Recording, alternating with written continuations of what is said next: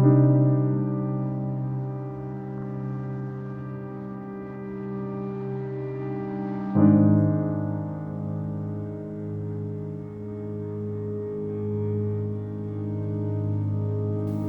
is Delray, a neighborhood on Detroit's southwest side.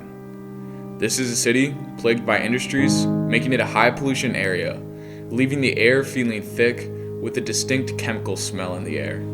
Sadly, this situation is not a unique one. This city is plagued by an issue called environmental racism. The World Economic Forum defines environmental racism as systematic racism, whereby communities of color are disproportionately burdened with health hazards through policies and practices. Now, environmental racism is most commonly seen as forcing people of color to live in proximity to toxic waste, emitters of airborne particle matter, mines, landfills, or power stations. Hundreds, if not thousands of neighborhoods all over the United States and the world are affected by this type of pollution. But Delray stands out as one of the worst cases. But what makes the 48217 the most polluted zip code in the state? First is the high concentration of industrial complexes. The Marathon Refinery Plant, Detroit Salt Company, AK Steel, Cadillac Asphalt, and Air Products and Chemicals are all within a 1-mile radius of each other. All of these corporations dump pollutants all day long into the nearby neighborhoods.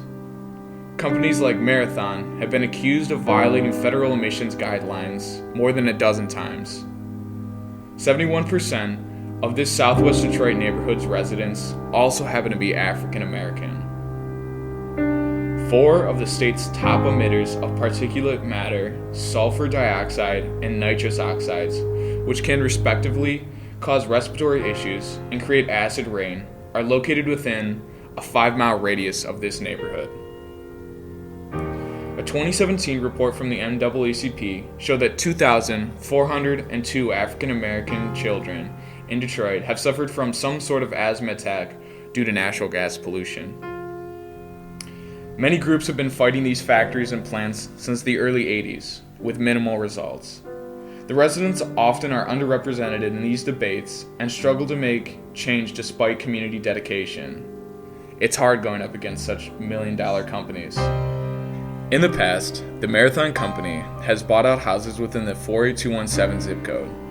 Oakwood Heights is a small community with a population that is 90% white.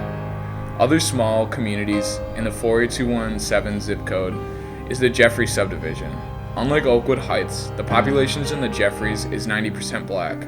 However, the Marathon Company has only bought out 10 homes from the Jeffries subdivision, a drastic difference from the 266 homes bought out in the majority white community of Oakwood Heights.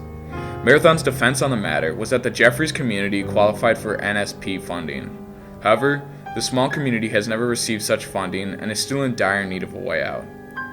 Although Marathon has agreed to buy out more homes in 2021, more must be done to ensure the safety of the 48217 residents, especially when many of the people living in the toxic area are children. Cedric Mutebi, a 2016 UDJ alum and current Wayne State medical student, has mentored 2 young boys from the area.